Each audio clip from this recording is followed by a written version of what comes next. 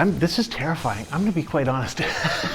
Caroline, I love it. I like a scary learning curve, and I just am putting myself on one right now. I like it.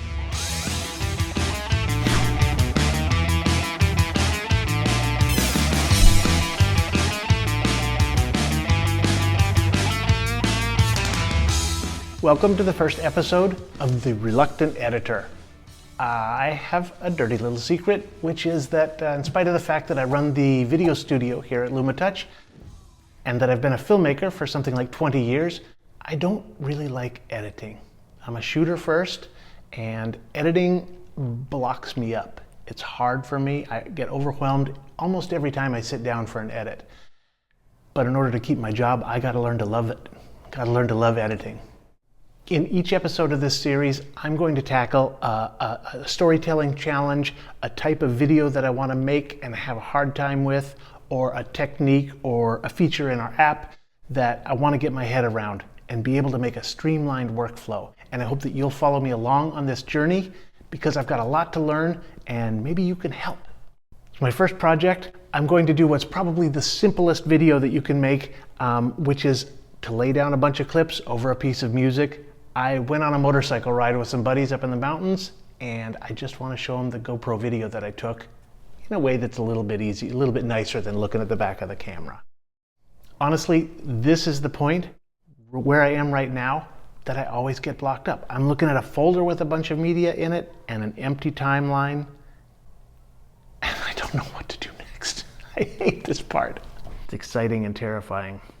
So I've got these 5 clips, about 10, 11 minutes, 12 minutes, 9 minutes, something of footage. There's an infinity of different possible ways I do that, and I don't know what the best way is to do it. So I'm going to try to feel my way in.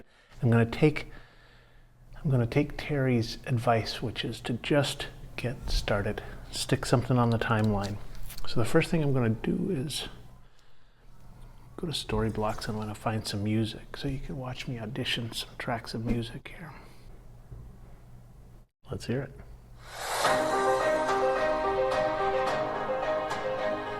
Oh, I definitely am not seeing this for the motorcycle riding.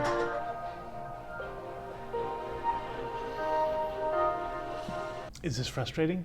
Yes. So honestly, this is a thing that I have so much problem with. I know when music sounds good, but I don't know how to find music. Yeah, I know the vibe I want. I think you just have to listen to a bunch. All right, so I'm just gonna put this stuff down there. I think I'm just gonna put,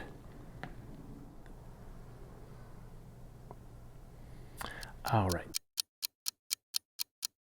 So I've got like an incomplete record of this motorcycle trip, and I've laid it on the timeline, what I have from the beginning, where I and some other guys were just standing around in a parking lot and getting started and warming up. Oh boy. All right, I'm gonna give this song a listen and see how I like it.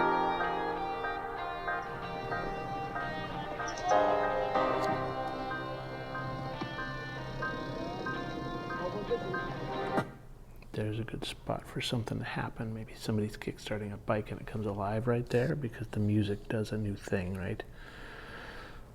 I'm gonna put a mark there.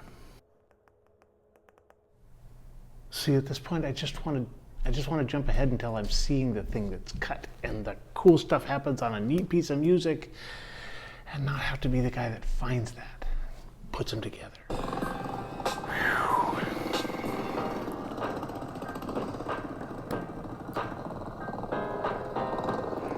Now, how do I stop this part from being boring? I'm yawning already. Oh. It's time to take a break. So what I'm thinking is I'm gonna sort of do jump cuts, advance the ride, and hit those beats. Dum, ch, dum, ch, dum, ch, dum, dum, ch. Each time I hit one of those, I'm gonna compress time and space. Not each time. Oh, come in. Sorry, I was trying to creep there, but how's it going then? Oh, you know, it's going all right. Can you have a look? Yeah.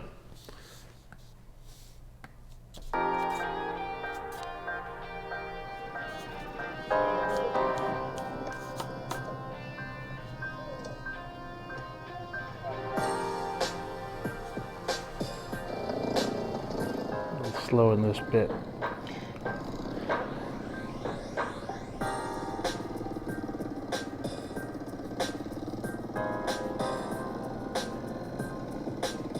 It's really about the difficulty of riding, you know, in the snow. It's crazy slippery, and it was kind of a fun game to see how far you could ride and not fall over. I like the sound of the engine at the same time as the music. You blended that really nicely. Oh, a nice cut to the beat. Yeah, a little bit of cut into the beat. That's just to carry it along, right? I mean, I really just want to compress the time on the ride without losing it all, and then get us back in here. And now I haven't really cut this part yet. Oh, you put it down? All the body parts okay? Well, you know, it's getting to be something. I'm sort of halfway through, a little bit more, 2/3 of the way down the timeline. I'll go back and trim on a few things. Yeah, I mean, some of this you could cut very easily, you know, something like before anybody's spoken. So you've got, you land here, so you're back. If I was here, I would scroll until somebody starts speaking to you. Says something. Yeah, keep in the speaking bits, because your buddies, you know, they're going to enjoy that. You could almost keep the speaking bits in, so you know, okay, they're my best bits. Right. And just cut out that middle bit where maybe nothing of interest to you is happening. Right.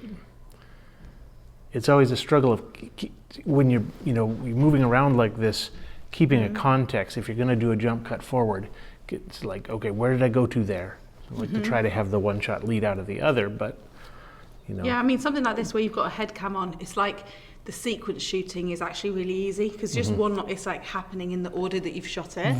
So in this scenario, you can scrub quite easily just to find like what is going to be your next shot, what's going to be the shot after that. But I think you've done a really good job so far. And if you end it on a strong shot, you know, potentially where this person's smiling, your friend's smiling at you, or maybe you've said something here.